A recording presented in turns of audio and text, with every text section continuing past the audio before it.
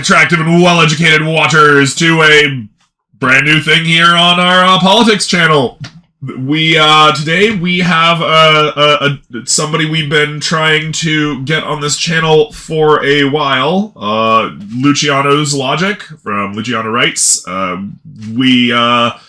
Today we're sorry if we're a little under the weather. We've been sick. Thank you very much, Luciano, for coming in, talking to us, doing this stuff. Today we are hoping to talk about conservatism, its foundations, its history, its modus operandi, the potential dangers and advantages of it, etc. So, yeah, Luciano, feel free to introduce yourself. Hello, my name is Luciano Joshua Gonzalez Vega. I do not go by my full name, but I always like to say it because I am a very public-facing person. I am a writer, a trans person, a trans and disability rights activist living in North Carolina, and I do truly so many things, so I'm not going to make this an hour long just for me introducing myself. I'm truly so excited to be here. Conservatism is actually a topic that I find very fascinating, and given recent developments over the weekend in Trump and conservative world, it is a very interesting time to come and be here. Although I think that might kind of date this. I think that's fine. Well, so on that note, people who are in our circle, you included probably know, weekends are fantasy for us. So on Saturday, we're a player in a Pathfinder game, and on Sunday, we run a Dungeons & Dragons 5e game. So we don't know what happened over the weekend. Would you mind letting us know about that first, just to catch us up? Yeah. Jesus Christ. I wish I didn't know about the weekend because it was so weird. I'm gonna try to keep the cussing to a minimum, although I'm pretty sure cussing is fine in this channel, just because it's so wacky. So on Saturday, I believe it was on Saturday, I'm willing to possibly be wrong about this one, but I'm like 90% sure he said this on Saturday. Donald Trump took to Truth Social, which, if you are a smart and mentally healthy person, is a website you've never visited. So definitely not me. I am often on the website because I'm being who hates myself. But over the weekend, Donald Trump took to Truth Social, and he announced that he was going to be arrested on Tuesday, March 21st. Oh, we heard something about this, yeah. Yes. He announced that he was going to be arrested. I was initially under the impression that he was going to be arrested for charges related to January 6th, and I have done investigations and I've done research, and that is not the case, at least as far as anyone can feasibly tell right now. Specifically, he believes that he's going to be arrested and taken to New York for charges related to campaign finance violations and possibly the scandal/possible kind of crime that he committed when he paid off Stormy Daniels in an attempt to keep her from embarrassing himself, which is really weird. I don't think that anything Stormy Daniels could say could embarrass in any meaningful sense Donald Trump. But that whole thing a couple of years ago, back when he was running for president the first time, he wanted to make sure that she didn't go saying anything about the affair that they almost certainly absolutely had. Yeah. And it turns out that might have been a little bit of a crime. So right now, for years in New York, there has been an investigation into that, and that investigation has had lots of tops, and it's been a really weird investigation, but they have apparently hit the point where they feel moderately comfortable doing indictments, although it's entirely possible that Donald Trump, being an idiot, forced their hand. These things happen. Yeah, just by jumping the gun and saying that he's going to be arrested. And he called for violence again. He said, like, take back our country, go to protest, which is not technically an inducement to violence because he didn't say go shoot anyone. But we know what that means and how that is going to be understood by his supporters. Well, we saw it January 6th. Yeah, we've seen it, yeah. But yeah, that was like the big event that happened on Saturday/Sunday. Odds are, after this, I'll go and like check exactly which day it was. Although I feel pretty sure that it was Saturday. Indeed. And then I'll like post. I'll leave a comment somewhere, and Shy will put it in as to which date it actually happened. Yeah, we'll pin it. He took to True Social. He called for violence because he's a dumbass. And the entire planet is now forced to watch whatever bullshit is going to happen in New York tomorrow. So that's great. That sounds like a day with Trump. Yeah, it really does. I also watch conservative media, and it's been really weird to watch conservative media like just have a fucking heart attack over the. Damn it! I'm trying to not cuss, and it's so hard. No, it's fine.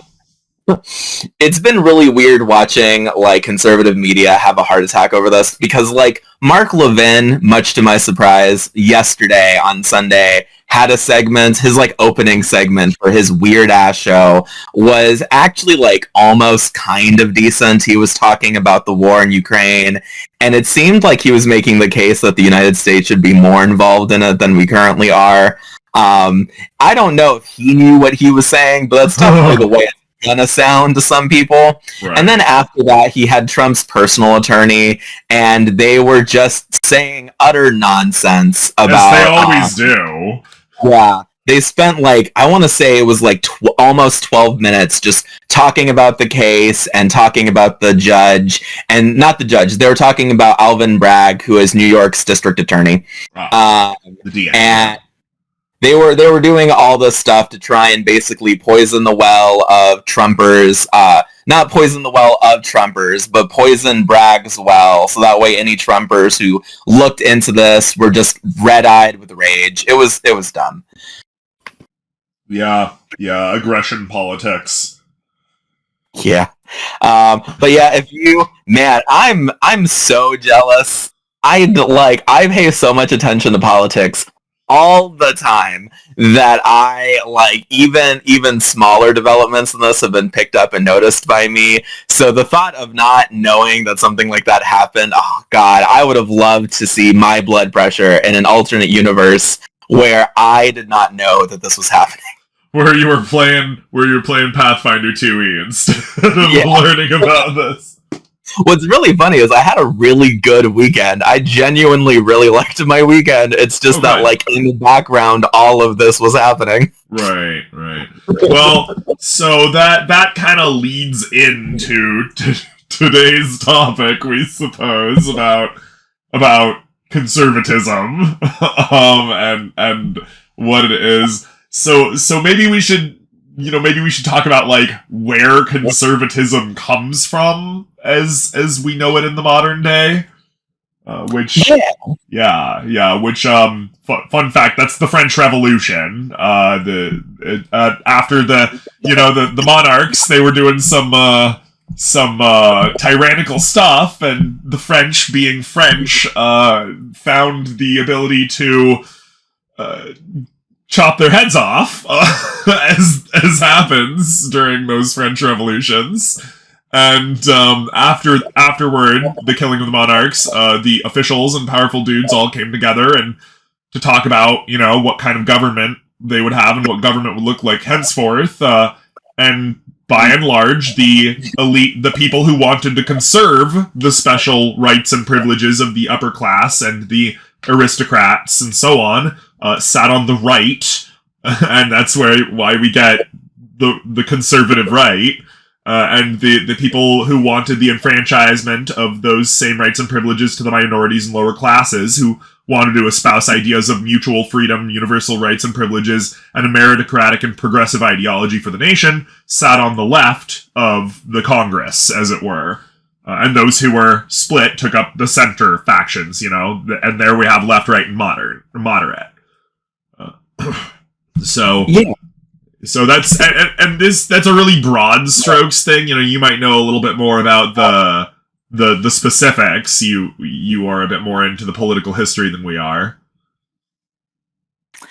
I think that, like, in order for conservatism to make like a little bit more practical sense in the United States and in the American context, which is odds are most of our audience, both of our audiences, even combined, odds are most of our audiences are estadounidenses, American, United Statesian peeps. Probably. So I think that, I think it makes sense to think about this from like an American context, wherein there was a fairly complex party switch partway through American history, wherein people who the were Dixiecrat movement, wherein people who were like formally on what would have been considered the right were not Republicans, which is the modern day American political movement that is defined by conservatism. I don't think that it's like extremely important to get super into the weeds with this, because in a lot of ways this history is just sort of stuff you can see with your own eyes and ears. And especially if you are like one of Shy or I's listeners, you've almost certainly heard people on the right who are just like, back in the day, Democrats were the party of slavery and other things, which are like on paper kind of true. It's like looking at it is a little bit more confusing than, oh, there's one clear party that is super conservative and clear party. Sorry, go on. And one clear party that is super not conservative, whether that would be progressive or liberal, which is the like nomenclature that American historians used for not conservatives for a very long time. Progressive in any sort of identifiable sense is not super new, but it's a fairly new term. Shy and I are about the same age, and it's been used for most of our lifetime in an identifiable sense. We're close enough in age that like well, and we think the problem there, of course, is that people, because of the political culture war that we've got going on here, unfortunately, the people identify Republicans and Democrats as these monoliths that have just existed forever, and they very much haven't. We had other parties in the United States of America, and of course, conservatism never had claim to a single party, and no single party ever had claim to conservatism throughout American history. You know, that's part of the history of conservatism we're glad to get into at this point, actually, because you know, the Democrats used to be the conservative party, and then during the Dixiecrat movement, they became the liberal party, and the Republicans became the conservative party. Yeah. Like this, we're talking in broad strokes here, but our main focus is to keep things general and to not get super bogged down, because even within my lifetime, there were like very, very, very conservative Democrats, and there were Republicans who were surprisingly liberal, especially when I was like very young. And I believe that you are like just a few years older than me, so you might actually remember some of the people whose careers were ending when I was a little baby, and I would not remember in any coherent sense. Well, so we're an Oregonian, and the conservatives out there will immediately use that as an excuse to dismiss any opinion we have henceforth, but because it's happened many times before. But actually, we live out just south of Tillamook, so it's in Tillamook County, and that area, it's an extremely conservative area, very Trumpian, very much pro-Trump out here, and believe it or not, Oregon used to be a red state. A lot of people think of it as this like eternal bastion of, you know, blue, not liberal nonsense, but it's really just the cities. Oregon used to be this hardline red state, and around 1989, 1 year before we were born, so not in our lifetime, but 1 year before it, they did this weird switch, probably motivated by economic reasons. But the argument is still ongoing today. So like we are actually in a state that did this weird ideological switch recently from conservatism to liberalism. So like we can attest that these things happen. Yeah. one like really funny example, arguably one of the most inarguably one of the most racist U.S. senators, arguably the most racist U.S. senator, was a man named Strom Thurmond. And by arguably, I mean like within my lifetime, because this guy was a senator when I was like almost 10. He was a he was a politician for a very, very long time. His name was Strom Thurmond. He started off as a Democrat, and he actually he literally made the switch. So there's a video that I sometimes think about by Prager University where they try to claim that the switch never happened, but there are people who are alive. Strom Thurmond died, thankfully, a while ago, but there were people who were alive until fairly recently who literally switched parties. And Strom Thurmond is one of the most comical examples of this. We hear people all the time. We see him on Twitter. We hear him out just every day talking about how that switch never happened. The Dixiecrat switch is just a lie. It's a hoax by the libs, and we're like, it's like a readily established note of public history. But that's the thing about the worst kind of conservative, and I think that hopefully at some point during this conversation we'll have a little moment where we talk about the fact that just like Democrats, there's different shades. Just like progressives, there's different shades of conservatives, and not every conservative is the same. And you've already established that in this conversation that people and political movements are not monoliths. But there is a vast difference between a normal North Carolina Republican. I say North Carolina because it's kind of in the South. I say it's firmly in the South, but as a North Carolinian, people strongly disagree with me. People are like, oh yeah, North Carolina, that's like the baby South. But there's a vast difference between a normal, North Carolina Republican and, Candace Owens. The reason I brought her up specifically is that she was the person who was in the video that I mentioned that says that the switch never happened. She was the alt-right persona that was narrating it.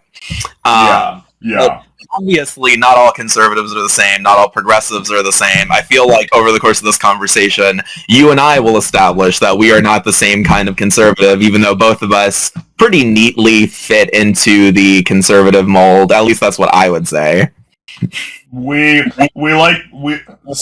it's a little weird because we like to think that we're not in the traditional Overton window, as it were. We call ourselves a progressive and a gradualist technocrat because we believe that the ideologies behind conservatism and liberalism have kind of failed societally. Obviously we believe that they have their uses and everything, but we don't believe that people should base their life around these things, because then you fall into extremism one way or the other. And we do not like extremism. But that's a very funny thing to say to me, because I feel like a lot of people would consider me a soft extremist, because among other things, I am a firm socialist, and I am a devoted anti-capitalist. I think that capitalism has failed people and is bad and should be overturned. And I am devoted to the idea that we should at some point have a socialist economy. The fact of the matter is, I feel like a lot of people agree with me more than they disagree with me. But also, I live in the real world, so I'm not over here being these are popular opinions or whatever. They're not. I'm definitely... we think the transactional nature of things is always going to be around in some respect, but as somebody who just recently put out a video on post-scarcity economics, we think that certain necessities should not be part of the consumer economy. We think they should be part of the social economy. I firmly agree with that. I have no real problem with the qualm of a mixed economy, which is what most of the planet has. most of the developed world has some sort of mixed economy, and I don't think that's necessarily a bad thing. I would love to see a world where there is no capitalism, but my focus is on making life better, and I'm willing to do that in increments. I'm a physically disabled person. Yeah. I would like if life sucked a little bit less for me. Yeah. And one of those things that we always say with progressivism, like with being a progressive, with, you know, the New Bold Moose parties, this is one of our big things. We are not unselfish people in the New Bold Moose party. We are human. We are just as flawed as everybody else. But we understand the idea of enlightened self-interest. The only way to guarantee that the world is better for us, like to just make sure no matter what that the world is better for us, is to make it better for literally everybody, because we are part of everybody. That's kind of our idea on like a lot of politics. It's like, you know, it would be really cool if we all just like held hands together and got along and like made the world better for our future generations. Yeah, that's super neat. I firmly agree with that. I'm the sort of person, and this is something that definitely annoys my friends who are either further to the left than I am, or are equally left but are like different from me in different respects, is that I'm perfectly fine with incremental change, because it's just like, I think if next year my life economically sucks a little less than it did this year, that'd be pretty hot. And I'm just a big fan of myself. I'm a big fan of everyone being less poor, but as a poor person, I'm definitely a fan of myself being less poor. And on that lovely note, we want to get to the definitions of conservatism, because as we will get to, conservative ideology does not want you to get less poor. The first two definitions, when you type in conservatism on Google, are as follows. 1, commitment to traditional values and ideas with opposition to change or innovation.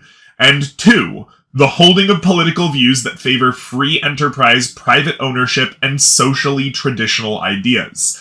So we have it outright in the definition. Conservatism, by definition, is a commitment to traditional values and ideas with opposition to change or innovation. By definition, conservatism is anti-change. It's anti-innovation and anti-progress.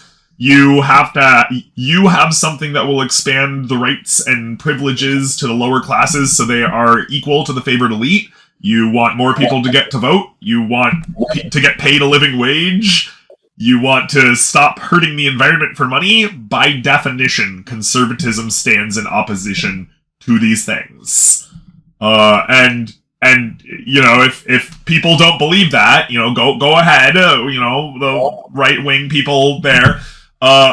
Just look at the history. Conservatism resisted the abolishment of slavery. Conservatism resisted the idea of women getting to vote and other women's rights. Conservatism still resists the expansion of marriage rights to homosexuals. Conservatives regularly demonize and vilify the GSRM, call us pedophiles and groomers, say that we're harming children as a standard retort, and even if they don't, they consistently go on and allow those rumors to spread in their community. And they continue to refuse to allow atheists to run for public office in their districts, in the case of Texas and some other southern regions, entire states. So the entire history of conservatism seems, from a glance, to be an ideology centered around denying rights and privileges, not allowing the world to get less shitty, you know, the things that the elites already enjoy, keeping them from the lower classes, to keep them from minorities and vulnerable demographics. But not only to that, but to like half of the entirety of society, because, you know, of the Roe v. Wade thing recently. Yeah, I think that's a firm like summary of conservatism. I know that some people are going to say that that is like a loaded summation, but the fact of the matter is that people need to understand that on a practical level, if you are a woman, if you are a person of color, if you are a queer person, if you are a religious minority, if you are even a political minority, this is the way that conservatism views the expansion of your rights. Now, it's really easy, and I think that, like, conservatives might not be annoyed, or I think that conservatives would be annoyed if people also didn't say that, like, yeah, sure, part of what conservatism is protecting the ideal of, like, a picket white fence, or, like, a nuclear family, or a traditional learning in schools, and the idea that you should be proud of your country. But the fact of the matter is that political ideologies are good and bad. Yeah, and they're not one thing or another thing.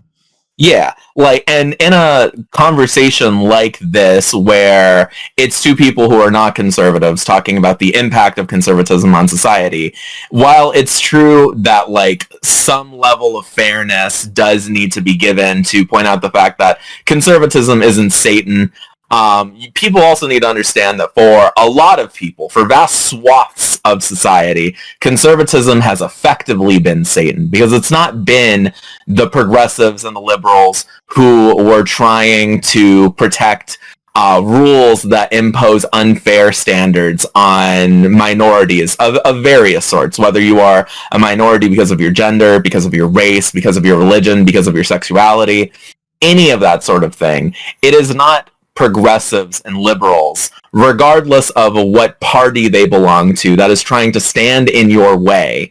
It is the conservatives who are looking at you as if you might be a threat. It is the conservatives who are afraid of the change that your very existence definitionally brings to an area. And which they already have. They already have the rights that the GSRM, that people of color, that the vulnerable demographics and minorities are looking for. The conservatives generally already have those rights and privileges. So they're not even trying to stop those rights and privileges from coming into society. They're just trying to keep them to themselves. And it seems, from our perspective, like, especially from, being in a conservative district, our neighbors and stuff are constantly talking about how expanding the rights and privileges to the GSRM is threatening women, is threatening their position. And it isn't, but they see other people getting it as good as them as a threat to them. And we're not sure why. Maybe it's something to do with scarcity. It definitely has something to do with the scarcity, because part of the mindset there is a conceptual and often, like, psychological link between conservatism and capitalism. And I'm not going to sit here and say that capitalism is the enemy. That is my personal position, but that is not the point of this. Like, the idea that there are limited resources, the idea that there are limited positions, the idea that there are things that need to be protected, there are things that need to be kept rare and kept scarce, is an idea that is present in both capitalism and in conservatism. That's part of the reason why these ideologies are so often linked together. There are conservatives who are not capitalists. There are conservatives who are even anti-capitalist, but they are rare. Or at least in the ways that matter, in terms of, like, them having power, them having platforms, they are rare because there is a link in the United States, in the American Republican Party, which is the bastion for both moderates and far conservatism. These things are protected by people who their political and economic views are linked together. Now, it's strongly worth noting that these sorts of things do not have to have an intrinsic link, and I actually would be interested in having, like, a conversation with a conservative who is not a capitalist. And I actually have met conservatives who are not capitalists, but there's a strong reason why these two positions are so linked together, and that linking together is part of the reason why they want to link together Democrats and socialism. They want to put you on an axis. They want to put the American public on an axis where, like, on one side, there are people who are right politically and economically. And in this context, being right economically means being capitalist. So they're conservative capitalists, and they want to put their enemies on the other side. Yeah. This is something that, like, it makes sense, and it's not even necessarily the worst thing in the world, but it's also... It's why every far-right conservative calls us a communist just because we say that the minimum wage should be raised. Yeah.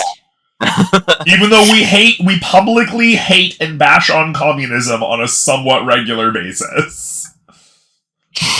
But, like, there is a necessity for a, like, black and white thinking that conservatism...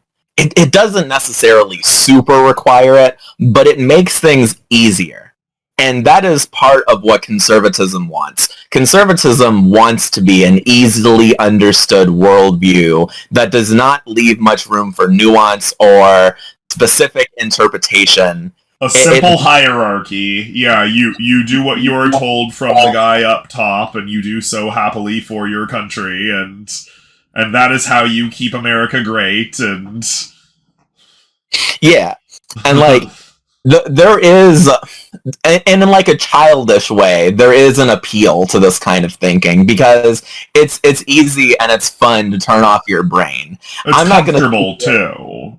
I'm not going to sit here and pretend that I've never wished I could turn off my brain and have black and white thinking. But the fact of the matter is, I've come to the political and economic positions that I have because I'm just like, in the real world, I cannot afford to turn off my brain. I'm a disabled Hispanic person, and I'm an atheist, and I'm a trans person in a society that has vendettas against all of those things. Yeah. If I turn off my brain, I put myself in very real danger. Yeah.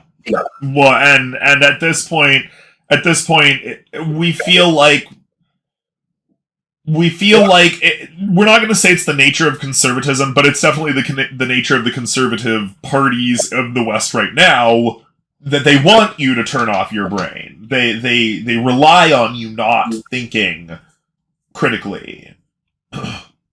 We've even heard some conservative politicians and speakers recently talking about how critical thinking was dangerous. Which is, how much more Orwellian do you need to get? The people who talk about Orwell the most are always the people who do the Orwellian thing. It's rampant projection, yeah. Yeah. I do think, I think that there's genuinely very interesting aspects to consider when people talk about conservatism, especially because when people talk about conservatism, it's always worth noting, the angle that they're coming from, because we are not talking about the traditional family structures of, say, Native American people. We're not talking about the traditional family structure of Jewish people. We're talking about Hawaiians or anything like that, yeah. Yeah. We're talking about the family and political and social structures of, one extremely specific subset of people. American 50s anti-communist utopian capitalism.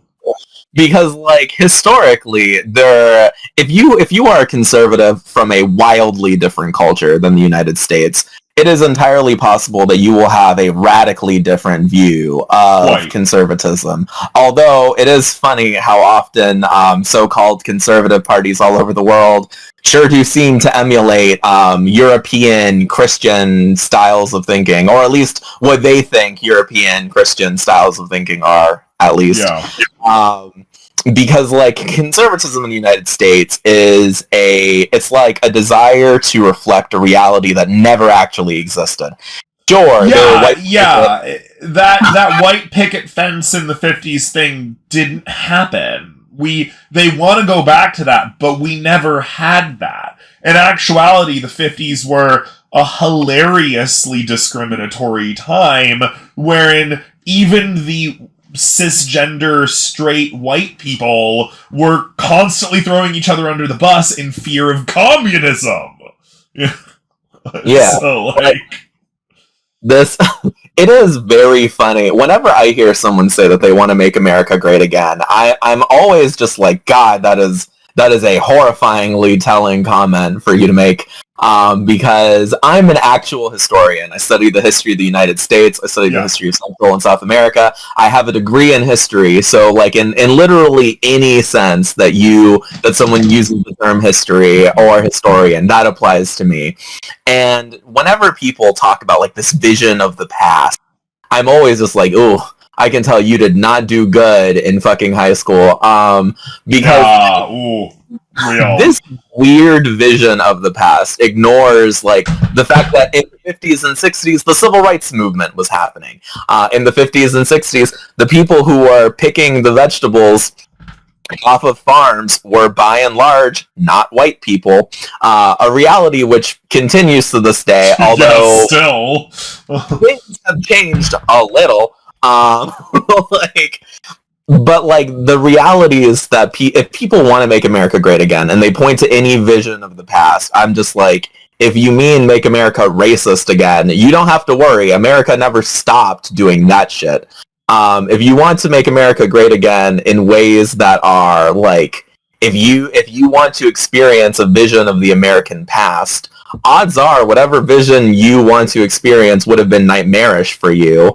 Whether it is cis women hearkening back to a past where resources for cis women were virtually non-existent, or it is conservative people of color hearkening back to a past when people like them would have literally been killed in vigilante-style things for crimes that they didn't commit. These visions of the past, when people actually shine a light on them, are nightmarish for almost everyone. Even if you, like, you literally talked about this earlier, but even if you were a white, cis, Christian guy, the past was filled with pitfalls and traps that you could have very easily fallen into. Yeah, you could be the capitalist motherfucker in the universe back in 1961, and still get dragged into a freaking dark room and, splashed with cold water by the CIA for being suspected as a communist sympathizer. Like, it's completely ridiculous.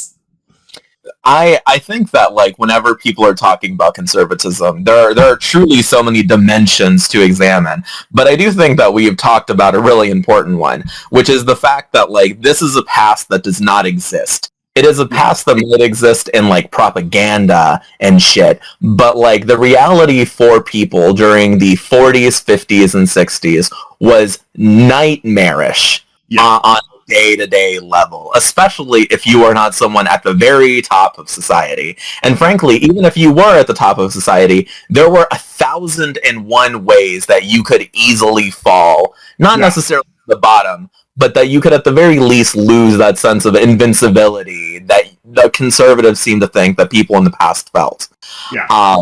I was raised in a moderate household, and I took to conservative things, but because I was always fascinated with history, I never fell for the propaganda that, like, this past was this super great thing that we should hearken back to.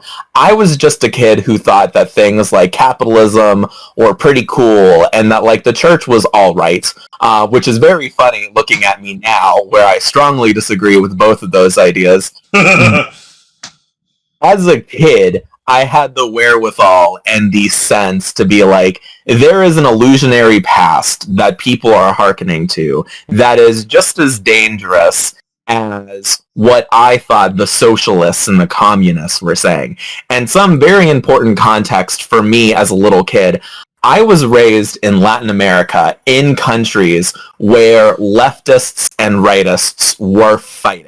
I was literally raised in Panama post-Noriega, who was a dictator.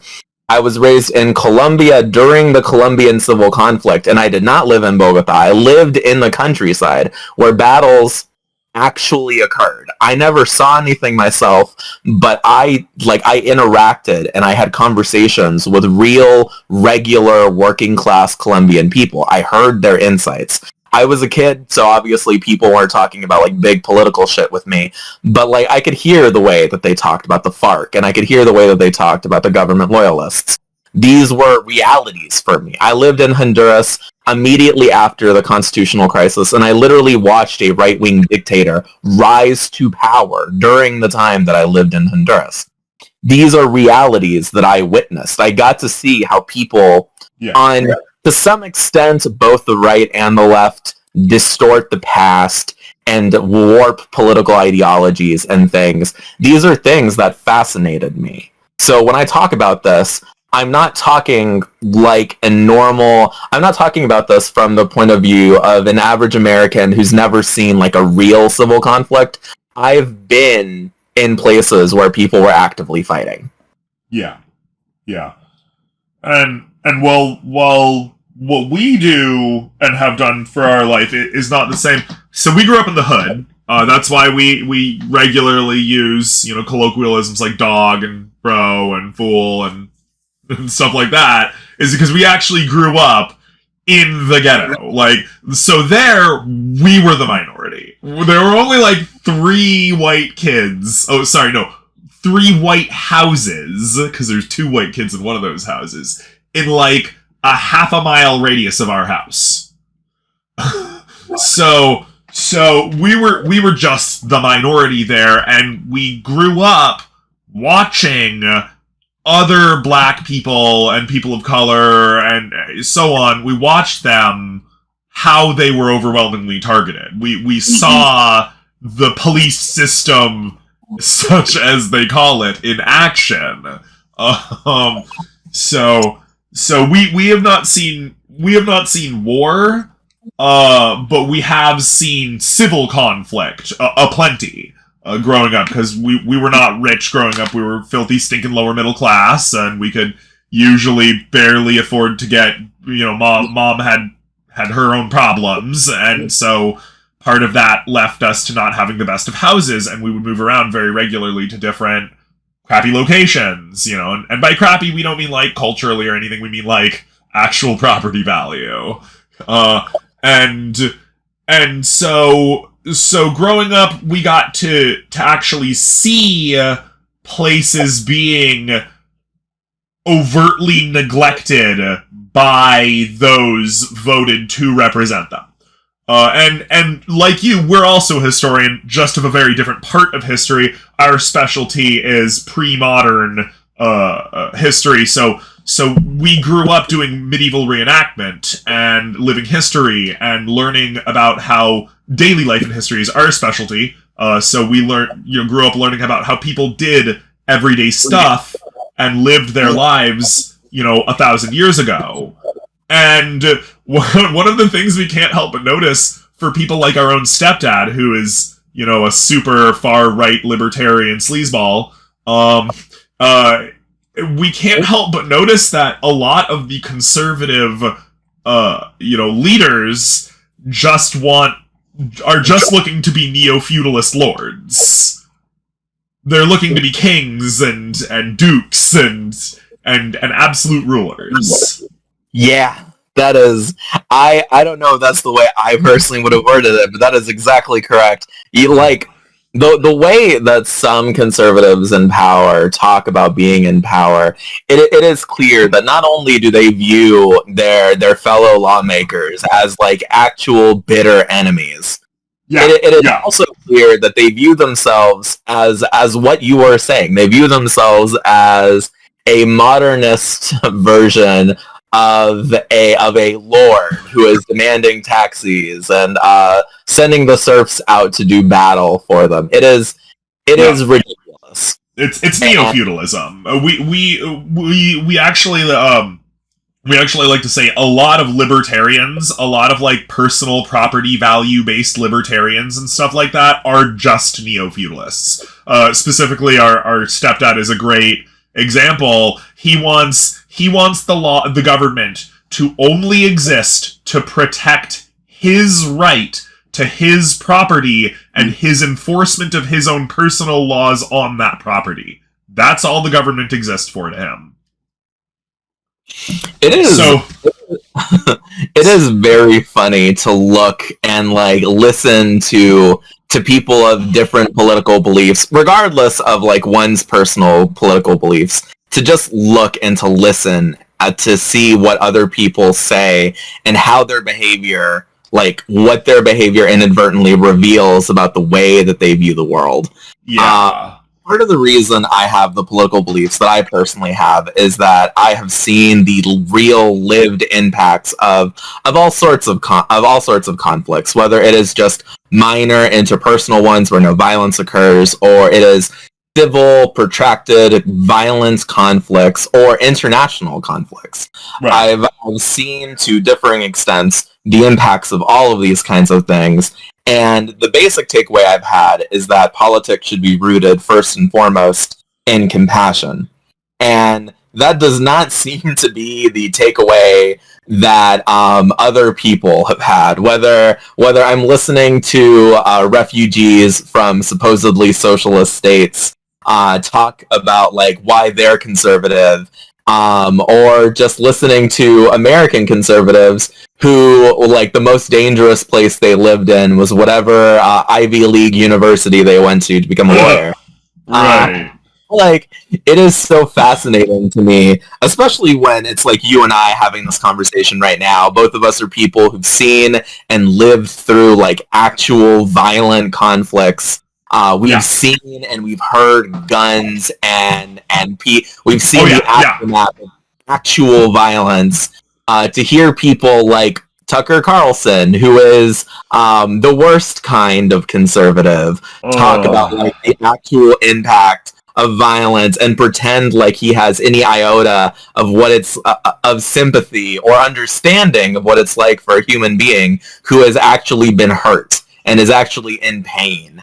Well, and we think the closer you get to extremism, the less compassion and actually like how many people you hurt matter. So that's one of the reasons that we believe most of the conservatives right now are extremist, and a lot of the liberals are extremists also, because they, you know, in a horseshoe theory sort of way, the farther you go in any given extreme, the more likely you are to stoop to the same means to reach your ends. I can understand that thinking. I personally don't agree with like parts of it, but like I can understand the basic framework. Well, it's a terribly simplified explanation, so you know, there's nuance there, like.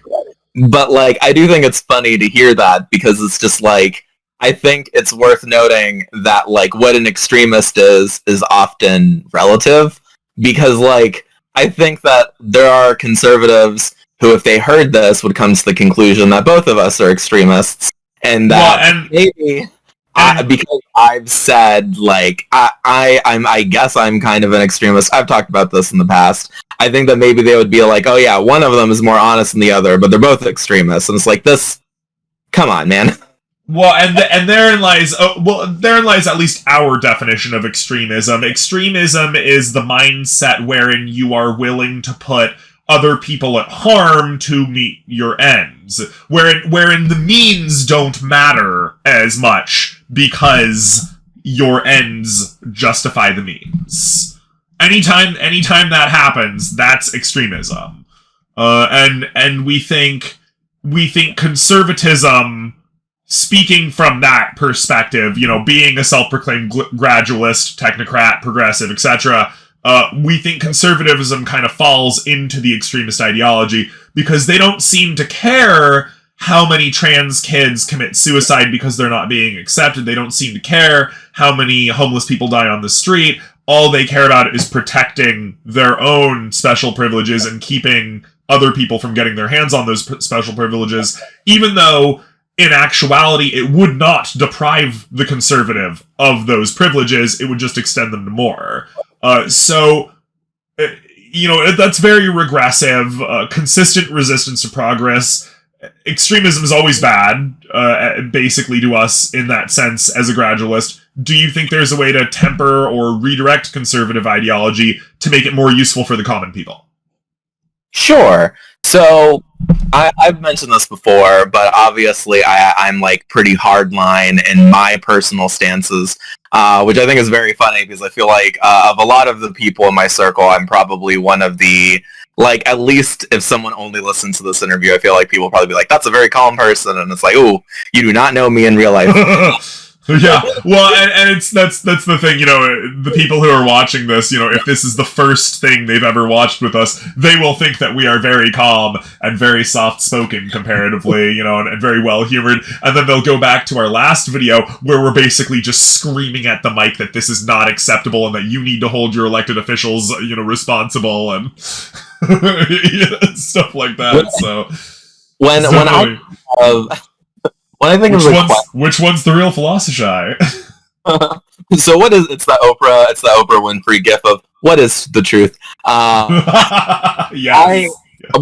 When I was approached by you to have this conversation, I wanted to endeavor to try to be as fair as possible, which I think is definitely going to mislead people into thinking that I'm a very fair person. I don't think I'm very fair. I think that I'm correct, and there's a very important difference there. But I was trying to think of the way that I could make this the most useful, even for people who are not on the same political side as us, because right. I don't know if you think of us as being more or less on the same side, but I do. I think that we are at the very least similar enough politically that even when we disagree, it is possible for us to have like nuanced, detailed conversations. I think this has been a great example of that, funnily enough. But I wanted to try and make this as helpful as possible for anyone who would listen, which is part of the reason why I've possibly gone to bat a little harder for conservatism than people would expect for me. But I think that conservatism is potentially useful in the context that a lot of people are afraid of what they perceive as the excesses of socialism, progressivism, communism, even people who are at least mildly sympathetic towards those points of view. And I think that lots of people are at least a little sympathetic towards the goals of socialism and communism, even if they disagree with them. And I think that for them, conservatism could be a useful foil to hold back what they perceive as the worst parts of these political ideologies. Now, in practice, I do not think that this is true, but I think that if you are a conservative and you're just trying to you're trying to resonate with this the most strongly, I think that is a helpful perspective to keep in mind, because in much the same way that progressivism will constantly win battles against conservatism, lots of the time, progressive victories will end up being watered down because of conservatives. And some conservatives will like this. I personally don't, but I can understand that it's part of what happens when you live in a multi-pluralistic society. Ooh, the English as a second language really came out with that word for some reason. But I think that conservatism, at least in theory, can be helpful when you are trying to walk towards progressive ideals, but you don't want to scare people into doing too much too fast. Now, as someone who really needed the victories won by progressives, I am often frustrated by this aspect of conservatism, but I also accept that it's just a reality of living in a democracy, especially a functioning democracy.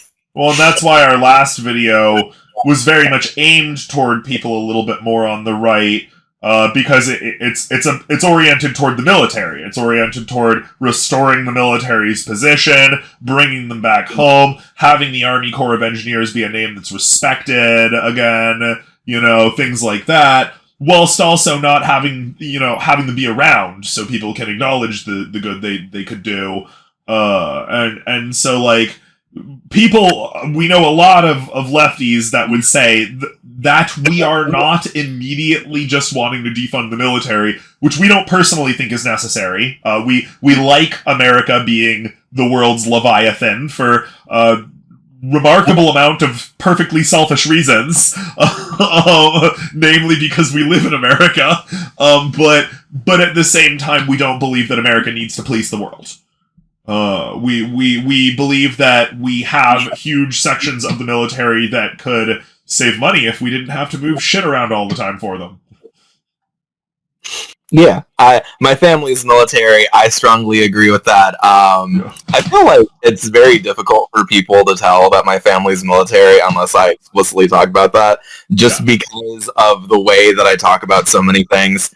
I've always been at least like mildly sympathetic towards the military, which is something that's been very helpful for the sorts of leftists that I've talked to and the sorts of leftists that are like my closer friends.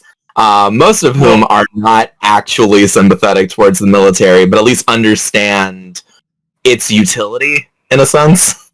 Well, and we've always, like, we don't have, like, any family in the military, but we've always been hyper sympathetic to the military. At the end of the day, we live in a nation where our military is volunteer, which means that the people who are serving in the military right now, the soldiers, the grunts out there right now, volunteered to get shot at, so we don't have to be voluntold to get shot at. We are extremely thankful for those guys, especially considering that 99.9% of all veterans and soldiers that we've ever met are just doing it for a paycheck. It's just their job, man. It's just they're just doing it to go to work just like everybody else, which we think it's sad that so many people are unsympathetic to the military out there, because they, in this particular nation, in America, they deserve a lot more thanks than a lot of people give them, you know? My family, I often talk about like military matters with my family, and so many people in my family are either active duty or have only recently left the military that it provokes very interesting conversations, especially because there are numerous members of my family that I'm pretty sure are just socialists, but they just don't have like the vocabulary for a number of reasons. They wouldn't admit it if you just brought it to them straight, you know. Yeah, so stuff like that. Gotta walk them through it. Whenever my family was like, I really wish that individuals would stop being weird about the fact that I am or was in the military and would instead just give me the resources that I need now that I'm not in the military anymore to be able to have like a healthy life or a job or housing. All of which were basically promised to them even after they left the military, and in some cases were explicitly promised to them even after they left the military. And it's just really frustrating that so many people are like, yeah, we're going to worship the ground you walk on, but if you want structural support, we're not going to give that to you. No, yeah, that is the stupidest shit. Because you know, those are the people, as we said, who literally volunteered to get shot at, or some variation thereof, for our nation on the promise that they would be taken care of. And we can't even do that for them. And you know, as our last video was all about post-scarcity economics and post-scarcity development, we think that at the very least the military should be the first place that we should go for that, right? Like, yeah. You know, come on, man, they got shot at. Like, it's really dumb that like the one area where conservatism could be really useful just immediately is one of the many areas where it doesn't do shit, at least like in the United States, because like Democrats as a political party and Democratic lawmakers will say and do the stuff of being thankful to the military, but the Republicans will say all this stuff. They'll say that, like, if you're a veteran, you're basically a demigod, and we should worship the ground you walk on, and your life matters more than the lives of some brown people in, like, another country, but we won't actually help you. Like, Republicans... The socialism stops as soon as you leave the military. And that's one thing that a lot of conservatives will not admit to. The American military is a socialist institution. You get 3 hots and a cot, you get free transportation anywhere you're going, you know, all of your ammo's paid for, all of your armor's paid for, literally everything in the military, down to the gram, is paid for and organized for you. All nice and special, wrapped up like your mommy packed it for you for lunch. Like, and we're over there like, dude, if you want to talk, but even the conservatives in the military don't seem to understand, like, how that's really good, how that makes an extremely efficient structure, how the American military, when they want to be, is the most efficient and hardworking force in the world because they have every little thing taken care of. Imagine if we extended that to all of our people. What's really funny, though, is that, like... outwork the world. The American military is a lot more than, like, a socialist institution. It is. But it's also, like, one of the only areas in American life where there, for a long time, has been some semblance of a meritocracy. It's a flawed meritocracy, but, like, some of the first efforts at integration and desegregation were in the military. Yeah. Like, long before what most people would consider the American Civil Rights Movement, there were people of color in the military. There were units where people of color and white people were working together. There were women doing things in the military, not necessarily being soldiers or whatever, because that is a fairly recent development in the American military. But the idea of, like, interracial units and the idea of Black, Asian, Hispanic, Arabic, Indigenous, and white people all working together, that stuff happened in the military often decades before it happened in the rest of society. But for some reason, some people have this conception of the military. I think it was Mike Huckabee, who during one of the 2016 presidential debates for the Republicans was like, our military is really good. Our military is not for social experiments, it's for blowing shit up. And I'm just like, God, you do not know shit about the military, do you? Military does tons of social experiments. Also, our military's for building shit up. We built up Tokyo, or we built up Japan in like 3 years after World War II. Yeah, like the idea that the American military is only an engine of destruction is such a weird ahistorical idea. Like, it's a disrespect to the people of the military too.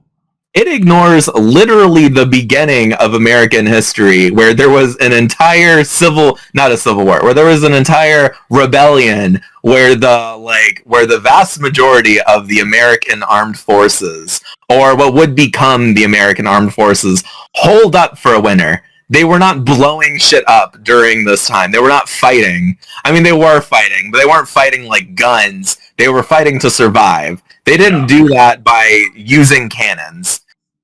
It flies in the face of American history for people to pretend that, like, one, conservatism is pro-military, and two, that the military is this engine of destruction and annihilation that American enemies should fear. Like, it is that, but it's also a lot more.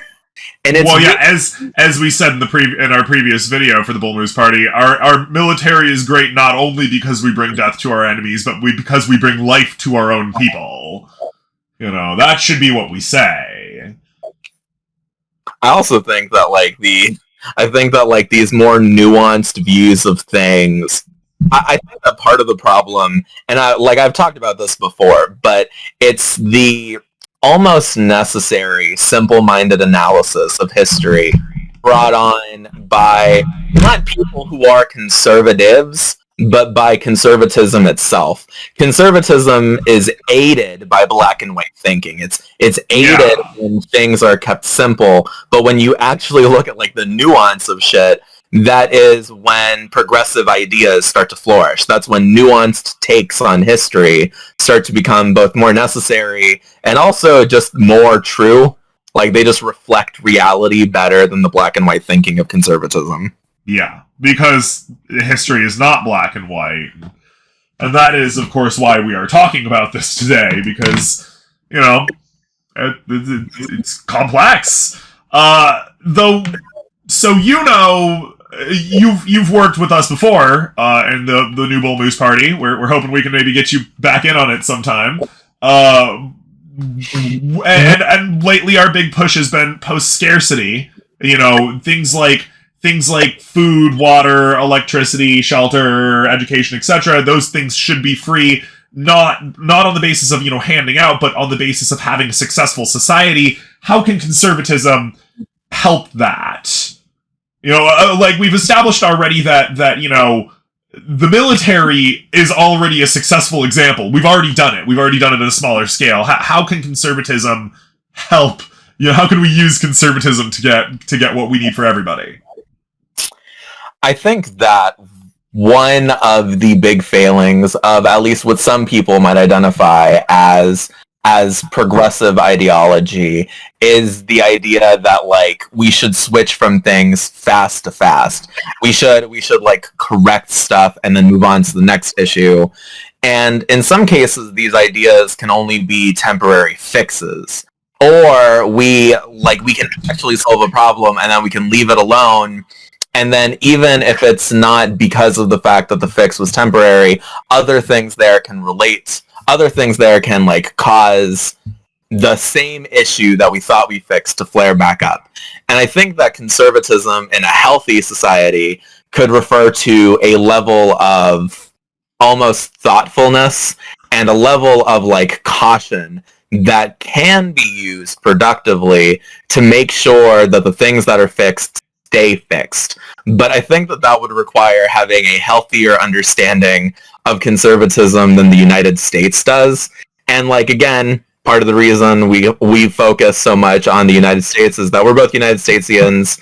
And also the United States is the country where things like this are as dire as they are without us being an actual literal dictatorship. We are in a weird sort of liminal space where we can see the dictatorship. It's right there, but we haven't yet become the dictatorship. We still have time to fix this if we actually stop and address this in a thorough and comprehensive way. Yeah, we like that. And, as a diehard gradualist, we believe that would require more gradualists in the United States of America. Everybody seems right now to want to go all out right away. And we're like, well, if you do that, you're just going to cause as many problems as we had originally. You were talking to a very funny person to say that, because it's like, this is one of those areas where it's like, I get it. I don't know if I agree. I get it. Well, we agree that it should all be done. We just don't agree that anybody will get any of it done if we try to go all at once. I like the area here where I fall in is I think it's better to go all in. I think that you and I see the same issue and we approach it, and I think that this is a common thing with the two of us. I think that we see the same issue and we approach it from almost opposite angles. Because for me, it is better to go all in, mess up a little, and have to go back and fix it than for people to not do anything. And I know that is not your position, but the problem is that it often feels like people will take advantage of people in your position and be like, because of those people, we should not do anything. And I'm just like, that's not what those people are saying. That's and at the same time, we try to temper our moderacy with aggression for that one. Like, no, this is what we need to do now. This small step is happening. You need to do it, otherwise you are holding the world back. What are you going to do about those people in need? But at the same time, you can't. Well, we like to think about it of mining with dynamite versus mining with water jets. If that makes sense. Like, I get it. If you mine with dynamite, you're right. You can get it all done very quickly and only hurt a little bit, or alternatively, you could blow yourself up. So people who leap forward in history have the propensity to overlook important factors of political discourse and change. And with, if you go into mine with just a water jet, you can focus on things. It'll eventually get everything. I think that this is like an example where when you have politics from compassion, and I think that like at our core, I think that both of us have, like, I don't know if you would consider your politics compassion based, but everything that we've talked about, whether it's today or in the past, suggests that there is like a core of compassion for your our progressive policies are explicitly revolved around enlightened self-interest. There's just no way to guarantee that the world is better for us personally without guaranteeing that the world is better for everybody. There's just no way to do it. We could always be that if everybody in the world but one person is made happy, we could always end up being that last person who's unhappy. It's too much of a risk. We need to make sure the whole world is improved. Only that way can we guarantee that we are happy. So, like, it's compassion by selfishness.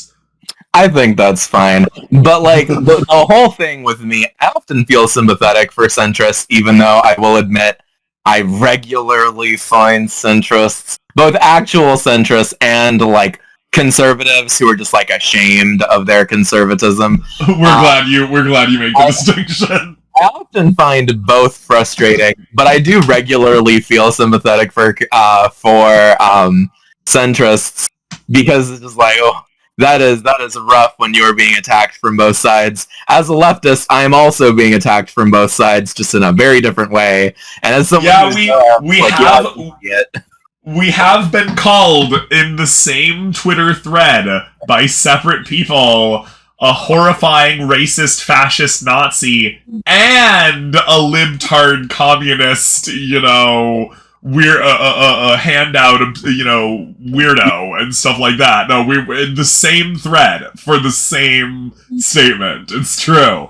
It's Schrodinger's political alignment. Well, and that's one of the things that make us think that the Overton window as we see it is just flawed from the very outset. We need to open up a y-axis. Yeah, but, like, then you're thinking of, like, blue and orange morality, and Shy, isn't morality already hard enough without... We fucking love bacon versus necktie morality, Luciano. Come on! Yes, I know that you love that, but, like, on a practical level... It's like our jam, dude! It's very funny, because I feel like my personal morality is probably closer to that, because, like, I do have a moral code, and I have, like, a very defined moral code, and it basically hinges on the idea that hurting living beings unnecessarily is bad, and so many things in that trip people up. I regularly debate people on religion, and they're just like, what is your morality, you atheist? And I'm just like, I think that hurting living beings unnecessarily is bad. And they're like, what makes it unnecessarily? It's like, do you eat meat? And I'm just like, yeah, but I'm a human being, and I need to eat to survive. That's not unnecessary. And they're like, The worst thing about that kind of mindset is that, first of all, there's a noteworthy atheist that did a treatise on morality, wherein he basically said, an action is good or moral or ethical when it eliminates suffering and harm, or it goes to the benefit of and increases benefit to others, or does both. And it's immoral or bad when it increases harm, or it, denies people opportunity, or both. We're paraphrasing it, but long story short, we basically can't find anybody who disagrees with that, who we would consider in their right mind. And in a societal perspective, that's a hard and fast. We can put numbers to that. We can actually determine what is bad and what is not bad based on the amount of harm that it does to society, or the amount of good that it would do for the average of society.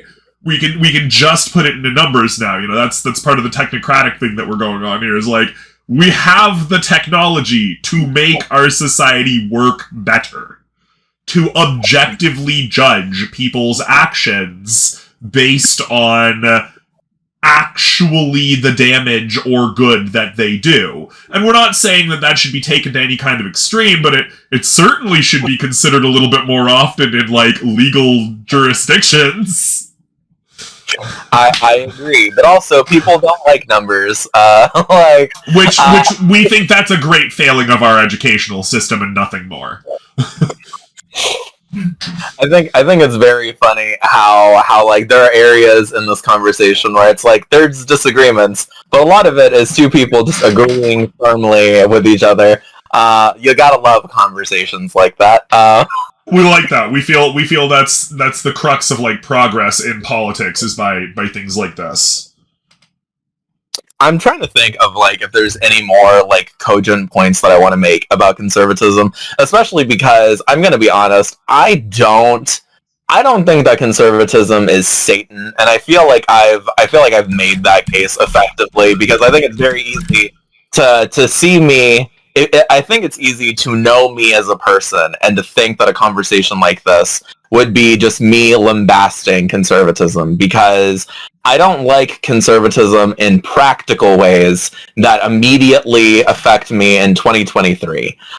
In my personal life, conservatism is very negative. It wants to keep me and my partner from having rights. It wants to deprive me of like the ability to make a living because I want to work from home and a bunch of other stuff. It wants to ensure that like my family members are discriminated against legally. Conservatism as an American political ideology is very directly harmful to me. It doesn't have to be this way, but in every practical way, conservatism is opposed to my very existence. I am a trans atheist person living in the South. I don't live in a conservative city. My city is extremely liberal. It's arguably one of the most liberal cities in North Carolina. But, like, the rest of the state still surrounds me. So if I leave my home city, where I'm currently based in, I am entering a place where it's mildly dangerous for me to exist. So I have to balance finding the right level of being objective in my analysis of conservatism, and also reminding people that, like, if you are not at the top of society, conservatism is extremely, definitionally opposed to you as it's being used in the United States. And that is a hard line to walk. and because, as mentioned earlier, conservatism is at least publicly right now against half of the population. Yeah. just on liberty that they have female genitalia. And that's not even all of them that conservatism is definitionally against right now and very public about it. So yeah, we know a lot of conservatives. We talk to a lot of conservatives. As mentioned before, we live in a very conservative area right now.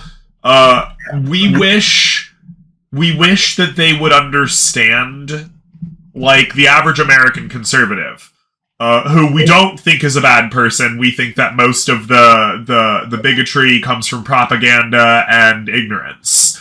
We wish that they would take the non-conservative opinion as, or non-conservative position as truth. Like, because, for example, our neighbor literally will not accept that trans people are not trying to groom children or whatever. Not that he made that himself, he's just parroting some, transphobic conservative rumor, but he, coming from the trans community, like, we have no interest in that. It's not about genitalia. It's not about sex. Because of these stipulations, he just disagrees. No, that's not the case.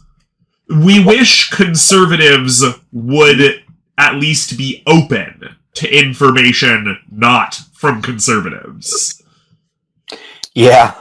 I think that, like, part of what makes... I think that... I'm trying to think of, like, the right way to articulate this, because this is one of those big things. But I think that ultimately, a lot of what helps someone develop a nuanced... And nuance does not have to mean soft. I think that that's an important distinction. A nuanced understanding of different political ideologies is a willingness to listen to information from those sources. I've never, love leftists or hate them. I have never met a leftist who does not have at least one conservative person that they're just like, even if I am hate listening to you, I will listen to the words that you say so that I know that when I talk about your positions, I talk about them accurately.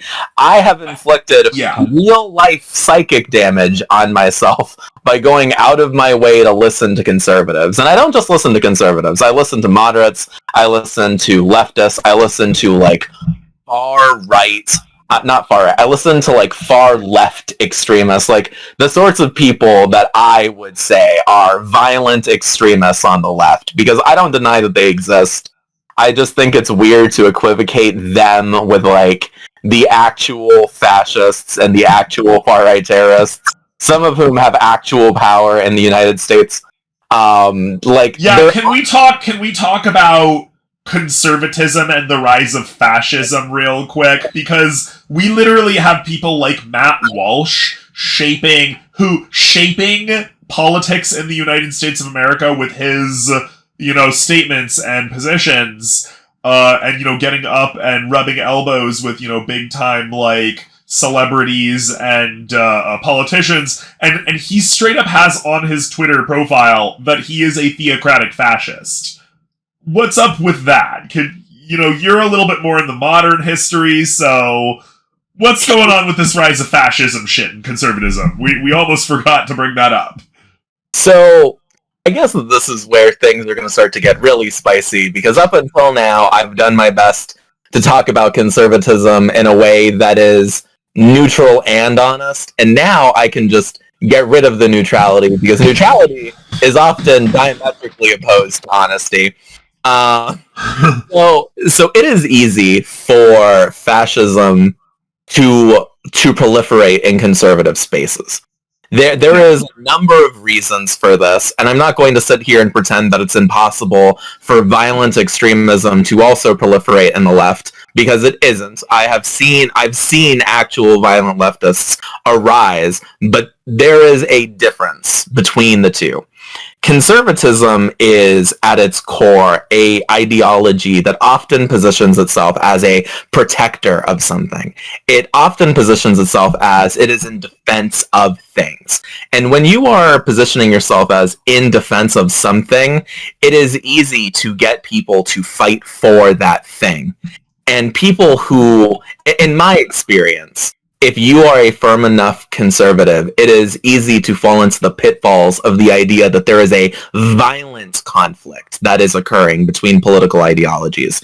I believe that this is happening now as a consequence of conservative thinking, but I did not think that this was happening in a vacuum even when I was a conservative, because I don't think that I was ever fully as much a conservative as I am a socialist and a leftist, but that was partially because I was a kid and I had like parents who softened my views on things, which is something that I'm very grateful for, because I definitely think that there are lots of parents who exacerbate the political tendencies of their children, and that can be very dangerous. I've met a fair number of young people, whether they are millennials, a little younger than I am, although I am like one of the youngest millennials you can be. Millennial.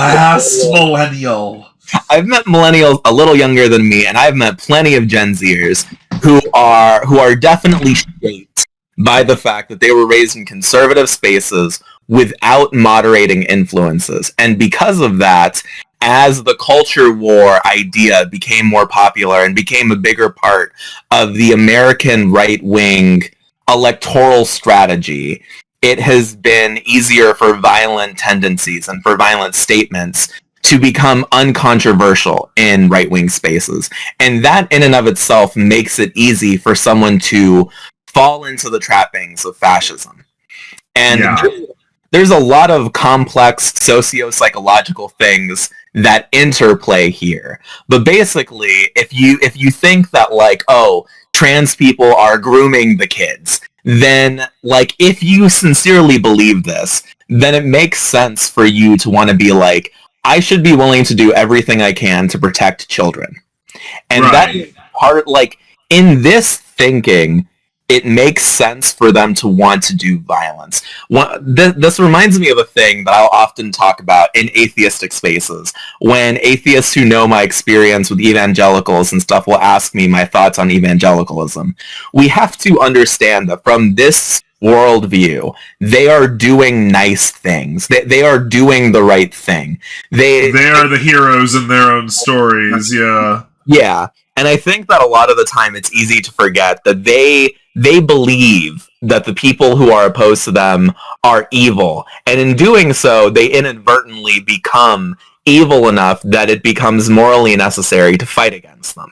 Like, we cannot ignore this for the sake of ourselves, for the sake of any children we may or may not have, for the sake of any other children that may someday exist in the future. We have to stop this kind of thinking, and we have to do everything in our power to stop them from spreading this kind of thinking, which is really shitty because they become willing to do violence, and we have to be willing to meet that wherever and however we can. Whether that otherwise it becomes Menefrego, yeah. Yeah, and it's so shitty because I don't want to do violence. I don't want to have to put myself in harm's way. I will say honestly that if it comes down to it, I think I would be willing to do both of those things if I was genuinely in danger. I don't mean someone is saying mean words to me on the internet, although that is putting someone in danger. It definitely can be actually putting someone at risk.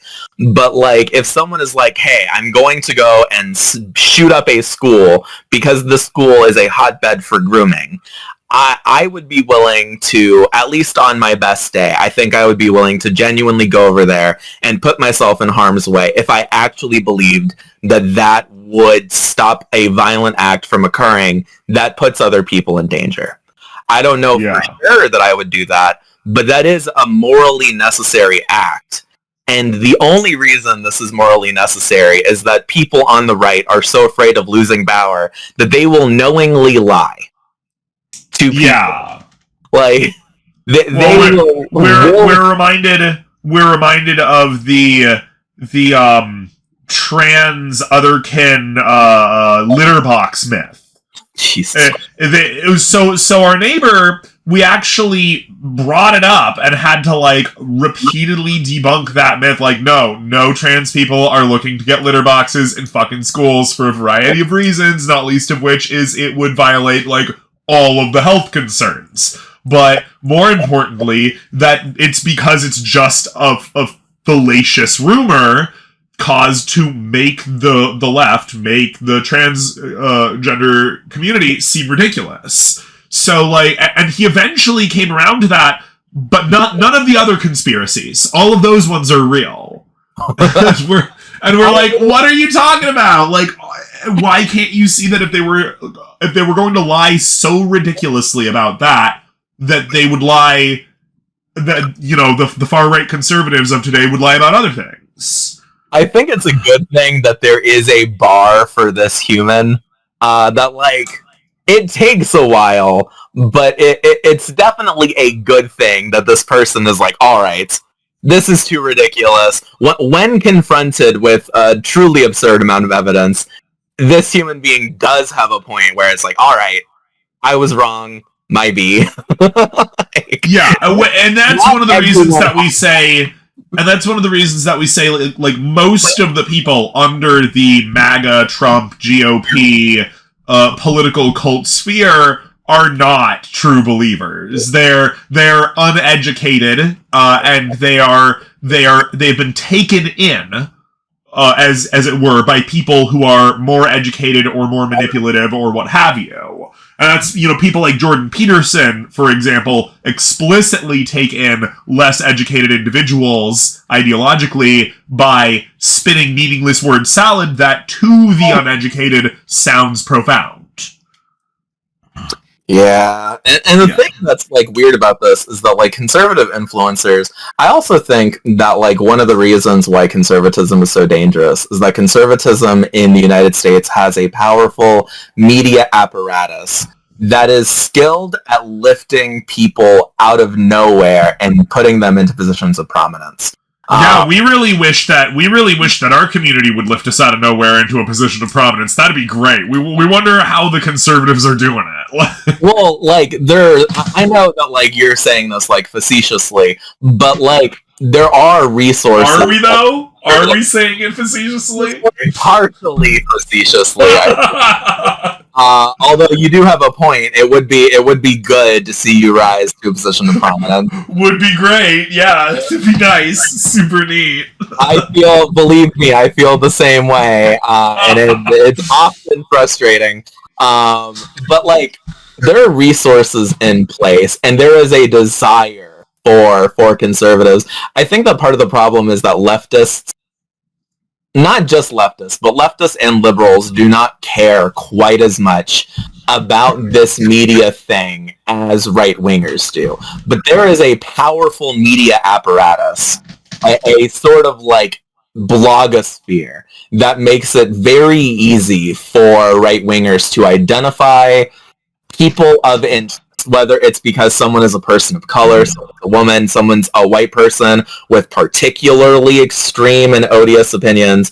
They see those things and are like, "Ooh, this is hot, and this will piss off the people who disagree with us." And that last part is really important, because it's true that there are leftists and liberals who really like to piss off the right-wingers, but, like, it was right-wingers who started doing shit like, "Oh, look at the liberal tears," like shit like that. They are the masters of this, and because of that, they're just like, "We don't care if you are saying things that are true or verifiable. We only care if the opinions you have would be particularly, I guess, retweetable, even if it's just a hate retweet." So useful, particularly useful. Yeah, and they are very good at lifting those voices out of obscurity. Whether it is like Trump's personal attorney, which is some jackass that no one cares about, going on to Fox News and getting like hours of airtime, or it is some like random journalist who said some particularly heinous thing going on to Tucker Carlson's show and being like, "Hey man, yeah, I said this obviously untrue fact and people got mad at me," and Tucker Carlson making that stupid face of his and then making that fake ass laugh. Like, this is a sphere that is very good at trolling and lifting up trolls. And liberals and leftists, and the alliance that exists between liberals and leftists, and also moderates, because I feel like a lot of actual moderates are just like, that fascism on the right is not super appealing, so even if I don't think that socialism is super cool, I should definitely watch MSNBC or NBC or whatever. They just don't have that same sphere, because we don't have the vested interest that right-wingers do in getting people who are shitheads and making them famous. So, I mean, we suppose that leads up to the question, how does one fix that? How can the left or the progressives or whatever, amazing that the progressives can't get up with the social media sphere, but how does one fix that? Where do we go from here? Well, I mean, I think that we have to identify patterns that already work, because the fact of the matter is that, love them or hate them, there are people who are at least a little bit on the left who are wildly popular in their own spheres. People like Hassan the Hun. For a couple of years, the Young Turks was like extremely popular, even among like less radically liberal people. I remember a time when I was like just becoming a liberal person myself, when every Democrat in my area at least would be watching like the Young Turks and other things like that. I don't know what it is. I don't know when it was that things started to fully shift, because I know that the Daily Wire and shit has been around for a while, but I also know that they didn't start to get as radically popular as they are until fairly recently, like until around the Trump years. Sure, people like Matt Walsh and Ben Shapiro were around, and sure, they were known even in normal conservative circles, but right now, those sorts of people are rock stars in their own... Yeah, they're super celebrities and stuff, yeah. And I'm not... Jordan Peterson... Yeah. 2 million followers and all that shit. That fucking guy. Dumbass. I don't understand. I also don't get what it is that convinces people that these people are actually smart. Because Jordan Peterson, in a normal universe where like everything is a meritocracy and everything is actually fair, no one would care that some asshole in Canada decided that he didn't want to gender people properly. He would just be some guy who was maybe a professor, but was probably just like a crank living by himself and spewing his own conspiracy theories, leaving people alone. But for some reason in this universe, he is like a wildly famous and influential right-wing philosopher, even though his philosophical like diatribes are the sorts of things that like I would suspect that a 3-year-old would come up with. If you gave just his as mentioned earlier, it's a technique that it's a technique that right-wingers along his particular line use more or less specifically to swindle the uneducated. It's word salad. Look at all of the look at my vocabulary. Look how it's one of the things that our neighbor doesn't like it when we use any scientific terminology because he says he's stupid. He's not stupid. He has no processing problems or anything. He's just uneducated. He's ignorant.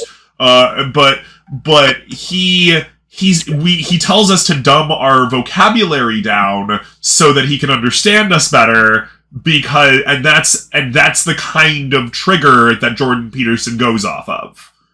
He wants those people to listen to him, and he peppers in just enough coherence to make it sound good to them, whereas most of it, 50 or more % of what he's saying is meaningless without context.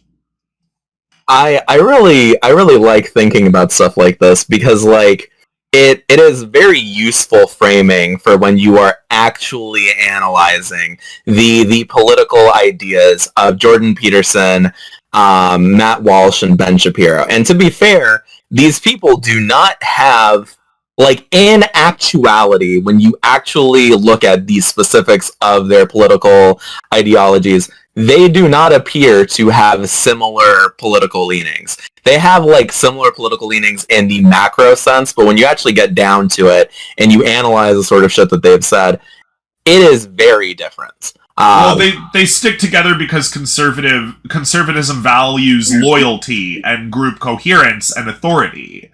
So they stick together based on the fact that they are conservatives and off of a kind of tribalistic intent of not giving way to them.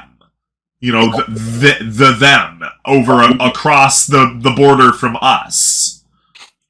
And we see historically in all fascist and tribalistic cultures, the moment that they destroy the them, they will make a new them from within the us. So eventually, if Jordan Peterson and Matt Walsh and Ben Shapiro got their way, very quickly one of them would be focused out on, would be targeted, and the other two would oust that person and then promptly thereafter turn on each other.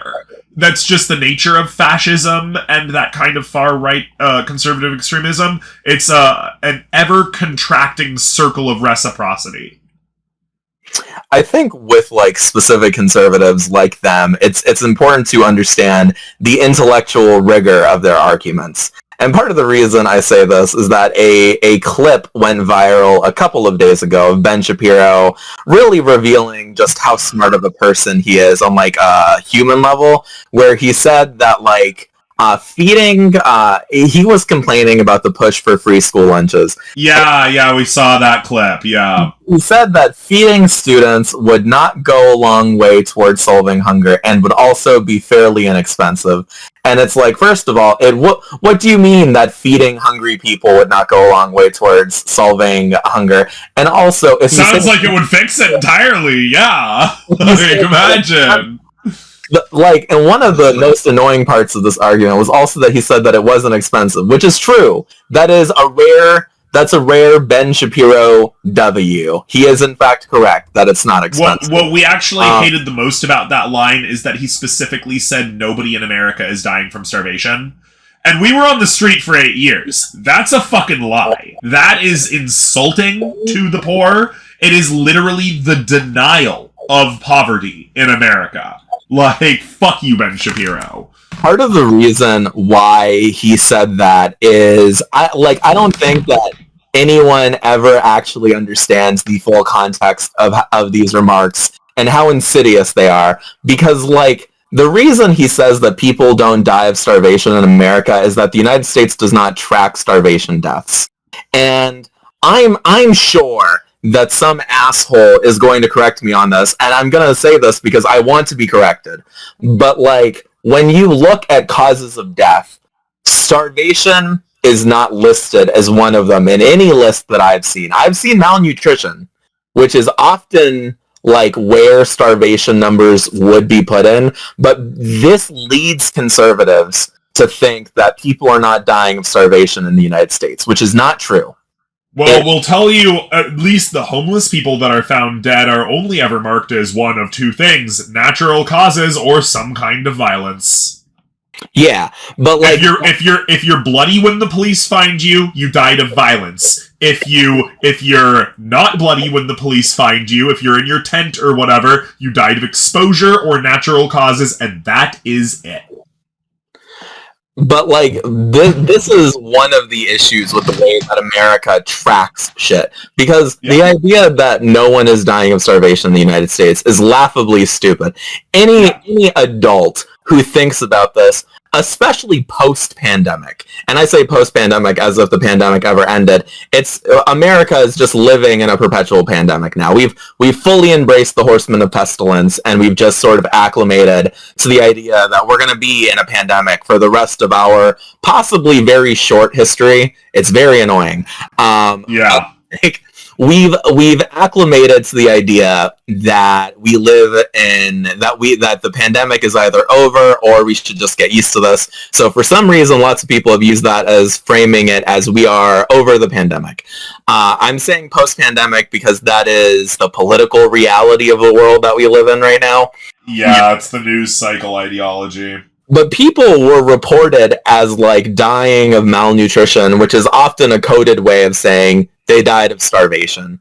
Yeah, they couldn't get enough food because they didn't stock up because they're poor and poor people can't stock up, and so they died of starvation in their homes because there was no food at the store, and they don't make a living wage, and they may or may not have just gotten laid off.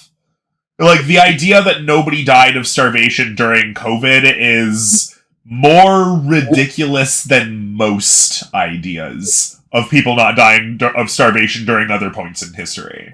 But going back to the central thing that I was talking about, which is the differences between, like, the three different types of people on the far right, I talked about Ben Shapiro because Ben Shapiro is...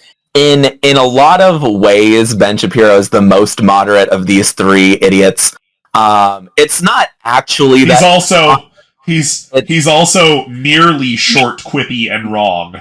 But, like, part of it is that, one, he has, like, coherent political ideals, and you can tell what he wants politically from listening to him, which you cannot do with Jordan Peterson. Jordan Peterson is... the opposite end of that spectrum. Long drawn out, and completely ridiculous. Yeah. And then there's Matt Walsh, who is dangerous. Earlier you were talking about, like, the theocratic fascist thing in his bio. How he is a self-proclaimed fascist. Yeah. He ostensibly means it as a joke, but it is an honest admission of his political views. And you can tell this from the fact that he thinks that drug dealers should get the death penalty. I'm not saying that drug dealers should escape justice or whatever, although I definitely think that, like, the idea that drug dealing should be a crime is a weird idea where I'm just like, oh, there's a lot of nuance that could be discussed there. But like, he has explicitly gone on to his podcast, and he's talked about this on his Twitter, where he says that he wishes we were more like the Philippines, where Duterte, God, I butchered that man's last name. I'm sorry. I hate that dude. I did not mean to butcher his last name that way.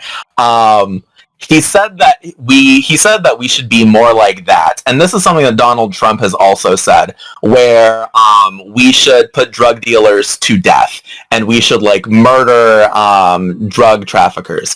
I am a little bit more sympathetic towards the idea that we should punish drug traffickers, because I'm just like, okay, that's a more macro level thing, but like on the floor. The idea that drug dealers, especially the people who like sell weed, should be executed is a weird idea. Holy shit! As somebody who has sold a lot of weed in our time, we would just have to disagree with the law entirely. Like that's the reason. I understand why like a moderate or conservative listener who listens to part of what I just said and does not have the full context could be like, you think that we should let drug dealers go free? And I'm just like, yeah, lots of drug dealers. Like, if you sell marijuana in most of the country, that makes you a drug dealer. I think that we should, like, actually talk about the specifics of what people are selling, and I don't think that we should have a one-size-fits-all punishment for it. To say nothing of the horrible state of our largely conservative-run prison system, yep. Wherein if you go to jail for marijuana, you will be not only in prison for a long time, but you're almost certain to get raped, for example. And frankly, we don't even think that is, we think that's a bit too extreme of a punishment, Nobody needs to get raped or sexually assaulted for selling some weed on the corner. I also think that at some point, like American society needs to have a frank conversation about the fact that slavery is this is an important thing. So God, alive and well. I hope that people get the full context of this. Slavery is literally legal in the United States. Alive and well. The 13th Amendment did not outlaw slavery by fiat, and it did not do it completely. It outlawed slavery except for in prisons, and that is such a huge reason why Americans' prison system is so horrifyingly fucked. So the idea that, like, I always find it really weird, and I talked about this on Twitter because, again, historian, I find it really weird whenever people are like, oh yeah, we need to have conversations about the legacy of slavery. Slavery is still alive in the United States. And conservatives are the ones that are overwhelmingly in support of it. Yeah. Like, it's one thing to be like, okay, sure, I don't think that prisoners should be paid minimum wage. I guess we could have a conversation about that. That's a weird position to have if you think that prisoners should be doing labor at all. I think it's weird to say that they shouldn't be getting paid minimum wage. But that is vastly different from the horrifying realities of Americans' prison/slavery system. That is far and away from what goes on. And America at some point needs to like sit down with itself and have a conversation about that shit. We would love also for the disabled to get their time in the light there, because the conservatives are not looking to have disabled people be paid equally either. Yeah. As we can see from Goodwill. I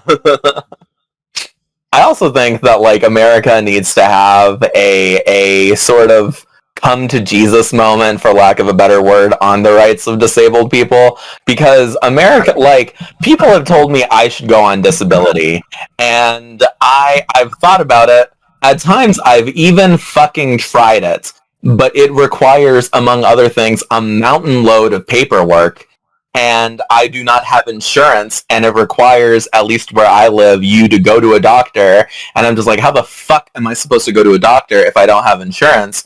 I went to the doctor because I was extremely sick in December, and it cost me more than a month of rent.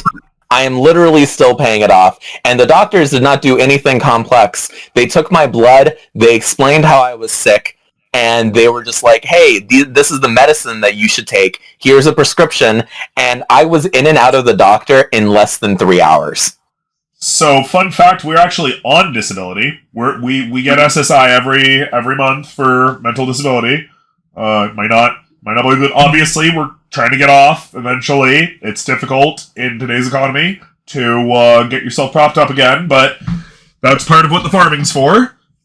And we are on SSI. They do the doctor's appointment is generally free, or at least was for us, because it's a federal thing. Wow. But it took us 6 months, and we got approved the first time, which we're told basically never happens. So yeah, we do a great disservice to our disabled people in this nation, and we can't help but notice that conservatives are consistently wanting to get rid of Social Security, despite the fact that 1 in 6 of them benefits from it. Because 1 in 6 Americans benefit in one way or the other from Social Security. I've benefited from some forms of what I would consider Social Security. I don't know if it would fit. Oh, no. We're not talking about some forms. We're talking about, by name, American Social Security. Well, like, what I'm talking about is, I'm talking about, like, SNAP, which I would consider Social Security, but I don't know if that fits, like, the hard It's not. definition. It's not. No. Actually, SNAP is under DHS, which is such a different institution that the Social Security and DHS are not allowed to talk to each other. God, the system, this country, which makes it fucking impossible. Oh my god, we hate it so much. And the conservatives would just like to nix the entire system. When I was a senior in college, I was not personally on this, but I had a very close friend who lived with me who was on SNAP, and we would go together. And it saved my life. I'm not exaggerating when I say that it was only possible for us to eat because of SNAP. And I think that lots of people are like going to be surprised by that fact. I've also applied for disability before, and I have been rejected. So like I have a little bit of experience. I don't know if I could go and get the appointments for free, I would probably think about doing it again, which is really funny because I actually got, I don't know when this is coming out, I'm probably going to be announcing this a little bit more publicly in like a couple of days. I got a job very recently that does not start until April, so I'm still like fucked in the short term, but I got like a decently paying job that will employ me for a few months. And you are actually one of the first people outside my family to know about that, so that's cool. Hey. But I do have to make it to the end of the month, which includes paying rent, so I'm still fucked for right now, but at least when I pay May's rent and stuff, I'll be fine. So that's exciting. But, like, I've thought about doing disability. I've tried doing disability, and it's weird that this country makes it fucking impossible. I say it's weird. And they actively punish you for trying to get off of it. Yeah. They also from experience punish you if you are on it. Because, like... Well, so we got a cost of income raise to... a cost of living income raise to our SSI this last year of, like, $16, right? And then literally 3 days after we got that, Snap sent us a letter saying that they were lowering our Snap by $16 because of our raise in income. Jesus Christ. So that is enforced poverty. That we don't give a fuck what you say. And frankly, we're as you know, this progressive technocratic, you know, post-scarcity nut we are, we know that food could be made for humanity, for the country, affordably. Like, we could do it. It would take less than it costs to feed everybody in the nation a $10 lunch every day, than we spend on the military by like $500 billion a year. It's like $1.2 trillion to feed literally everybody in America, and everywhere that even includes as America, a $10 lunch every day. We could feed the whole nation on taxes. We could. This country. We got the money for it, we're saying. I like America a lot more than I think a lot of people realize, because I've lived in places where, like, I personally think the culture was better, but the economy was a lot worse, and you felt it. But, like, this country is ridiculous, and in a lot of ways, this country does punish people just for existing. I am a physically disabled person. I don't get any of the quote-unquote benefits of that, and I'm using that word so extremely loosely because being on disability in the United States is, in almost every possible way, more of a punishment than a reward. It's like, we're gonna help you live, kind of, but God, you are not gonna be happy being on the system. And if you try to make your shit a little bit better for you, fuck you. We'll take this lifeline away from you, and we'll be happy. It is so frustrating, especially because, like, I have friends and family who've been like, hey, Luciano, why don't you go on disability? And I've been like, guys, God, I've tried. Right. And it's frustrating that I have to say that I've tried, and that I think that this is probably the first time I've ever publicly stated that I actually have applied to be on disability. I've talked about this in private spaces, but I don't even know if you knew that about me. We did not. It's so frustrating, and I tried to be. I've actually applied fairly recently. I've applied more than once. I applied literally last year, and for reasons I can't remember off the top of my head, I was not able to make it, like, all the way through the process. And it's just really frustrating because it's like, oh God, I get all the shit possible, and I'm still over here. I'm still grateful for this country in a lot of ways, because I was raised in places where I'll be honest, it would have been a lot harder for me to be a Hispanic, trans, atheist. And I say all three of those identities because all three of those identities are central to me as a human. Knowing that I am all three of those helps people understand in truly so many ways why I am the annoying asshole that I am. And I say this as someone who likes myself. I like myself a whole lot. I know that I'm annoying. I do it on purpose. But God, it's just so frustrating. We think on the note of, America being better than a lot of other places. It should be readily apparent. We're a little patriotic. Sometimes we're feverishly patriotic. Like, sometimes we sound like a bit of a caricature. We're so stoked about being a fucking American. We believe that America does have the potential to be the greatest nation in the world. Forever. We believe that America can do it. We have supreme confidence in that belief. But we're not doing it right now. And if we're going to do it, we need to step up. And the best way to do that, the way to be the greatest nation in the world, is to maintain 100% of our own fucking population. I agree. I don't think nobody would be able to argue with that. I don't know if I've ever really given any thought as to the idea of whether or not the United States could be the greatest country in the world. I think that's just because my form of thinking is not so, like, I don't think in that particular way. And this is not me criticizing anyone who does, because I get it.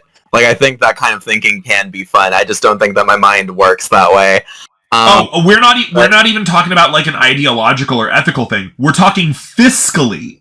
America could be the goodest, bestest, greatest nation that ever lived. If we have the money to do it, if we wanted to spend that money on the right things, our superiority would be undeniable. We would be objectively the greatest nation in the world if we used our giant fucking amounts of money and resources for the right things. I wish I don't know. I think that, like, I do think that this is just one of those moments where, like, the differences in our frame of thinking is very funny. I know a lot of people who have that kind of thinking, maybe not necessarily in the same, like, way that you are saying, but, like, lots of people who think that, like, the United States could be the best country in the world, and I'm just like, I feel like that's probably true in a range of different ways, but I think it's funny that, sure, this is probably true in theory. It's so funny how far we are from that in practice. Yeah. Well, and that's why you and ourself, that's why we're doing politics stuff, of course, to get a little closer.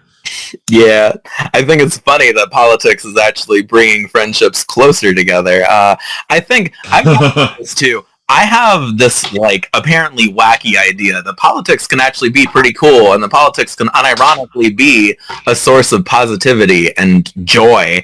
And I mentioned this. How dare you, you monster! This is one of the last things that I, like, want to talk about, but I do think that the example that I used on Twitter, like right before the weekend, I think it was either Saturday or Friday. The Minnesota governor signed into law a bill that made it so that students get free breakfast and lunch no matter the income of their parents. Yeah, that was great. To me, that is, like, such a representation of politics as joy, and politics as, like, a life-giving, life-affirming force, which is very funny, because I think that, like, everyone, regardless of your politics in the United States on a macro level, just hates politics, and I'm like, oh man, I unironically love politics. I find it so much fun to talk about this kind of stuff. I just wish that there was more good stuff to talk about. We think, on the note of that guy that passed that law for free lunch and everything, so as mentioned way earlier, we're a medieval historian, a pre-modern historian, that's what it's all about.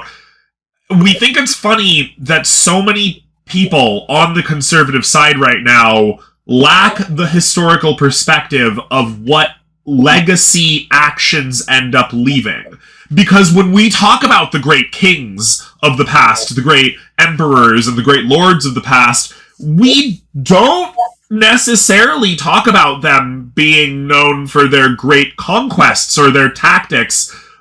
A great king is known for having fed his people and maintained the law code and having built great works that all people can enjoy and things like that. We see the great kings and queens of history represented by their capacity to do good for their people. And we don't understand how much of the conservatives and some of the liberals, of course, in this day and age, don't understand that. Because they're obviously looking to start their own legacies or continue their legacies, but they don't really realize how, historically speaking, what they're doing is not going to be seen as a great thing. I think that, like, part of what it is with conservative leaders, I think that maybe this is, I will admit, this is me being cynical. I'm going to fully give in to cynicism just this once in this conversation. I think that conservative leaders in the moment don't particularly care that much about their legacies. I feel like, and to be fair, I think that this is also true of many other political movements and their leaders as well. I don't think that this is, like, a uniquely conservative thing. I feel like oftentimes when you are, I deeply dislike the idiom of power corrupts absolutely. I think it's far more entertaining and far more accurate when people use the idiom power reveals, because I think that, like, if you're a good person or a bad person, regardless of what political movement you are in, when you get power, you will reveal a lot about yourself. And I think that what happened with Trump, I think that is what's going to happen with DeSantis. And in a lot of ways, in all the ways that matter, that is what has already happened with DeSantis. He said shit like Florida's where woke goes to die. Just absolute fucking nonsense. And it reveals so much about how small and how weak his worldview is. But Trump is the same way. Conservatives... The conservative, far-right conservative mindset, yeah. Yeah. And, like, I think that these two are politically very similar, which I don't think is as much a hot take anymore as I think it would have been like a year and a half ago. Right. I think that now with so many eyes on Florida and seeing what DeSantis has done, I think that everyone's like, yeah, this guy is like Trump, but a little goofier in his own ways. I think, if anything, the fact that he's better spoken than Trump helps reveal how vapid his political ideology is, which I think is Yeah. exactly what happens with Ben Shapiro and Jordan Peterson. We can make fun of these two idiots, and we can make fun of Ben so much more precisely because of the fact that he's smarter and he thinks in ways that are easier understood than Jordan Peterson. That makes it clear just how dumb he actually is. Right. Well, we think that this was a fun thing. We should do this again sometime soon. I fully agree. Yeah, awesome. I had a lot of fun. I always enjoy talking about politics, which is like harkens back to the thing that I was just saying about how politics can be fun. Now, Yeah. I wish that politics could be fun in a sense that I'm not making fun of people and actually just enjoying political developments. But honestly, in today's day and age, I'll take either victory. These are the times in which we live. Yeah. All right. Well, at some point we also got to get on Tom Mondo because we're excited to get that channel going. But yeah. Thanks for coming, man. Yeah, I hope that you enjoyed this conversation, and I hope that you learned as much from me as I learned from you. I'm very excited to see the comments on this, because I think that this was a fairly nuanced conversation, given the subject matter. I think that we talked about a lot of different stuff, with at least a little bit of depth, and I like that. Same. Feelings mutual. It was a bucket of laughs, too. We liked it. But yeah. All right. Well, you have a great day, Luciano. Everybody, thanks for coming. Remember to like, subscribe, comment, share. Go on down to Luciano's channel, all of his stuff, links in the description. Thanks a bunch, everybody. Bye-bye.